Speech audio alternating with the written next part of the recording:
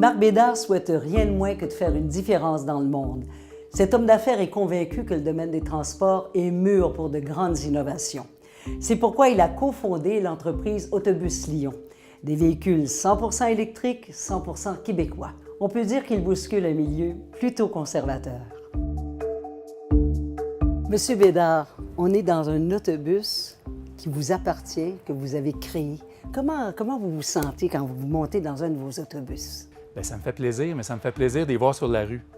On en a presque 1000 maintenant sur les routes. Oui. Et à l'occasion, là, quand j'en profite pour parler aux enfants, j'en profite pour parler aux conducteurs. Puis ça me fait toujours plaisir d'entendre les commentaires. Parce que c'est ça qui vous motive au fond, hein, c'est l'innovation. Ça fait 6 ans qu'on est dans l'électrique et on est déjà vu comme un pionnier de l'électrification du véhicule lourd et semi-lourd.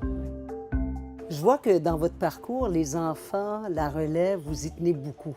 C'est important pour vous. Bien, c'est notre vie. Nos enfants, on doit être un modèle. On ne refuse jamais une visite d'école ici. On a beaucoup de gens dans notre équipe qui ont 25 ans. 25 ans, 26 ans, 30 ans, et qui finalement, là, quand on regarde la compagnie, on parle de moi, mais c'est réellement les gens de la compagnie qui font la compagnie en ce moment.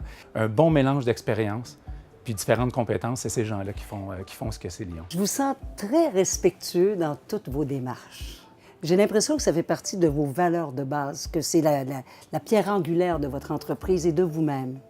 Clairement, ça fait partie de nos valeurs ici. Donc, le respect des employés, le respect de la société, le respect de notre environnement. Le meilleur fournisseur au monde qui ne serait pas respectueux, on aimerait mieux pas l'avoir ici. Marc, ce que je peux dire de lui, c'est que c'est un homme de cœur, un homme avec de belles valeurs. Puis c'est un gars qui va au bout de ses idées. Donc, j'ai la chance de pouvoir le côtoyer de façon régulière. C'est un des hommes les plus disponibles et sympathiques que je connaisse. Vous êtes avec Coaching Financier Trek, notamment. Vous travaillez de concert avec Marc Bérubé? Bien, tout à fait. Moi, Marc, ça fait 15, peut-être 20 ans que je connais Marc. Donc, quand on veut travailler avec des gens, c'est toujours une question de confiance.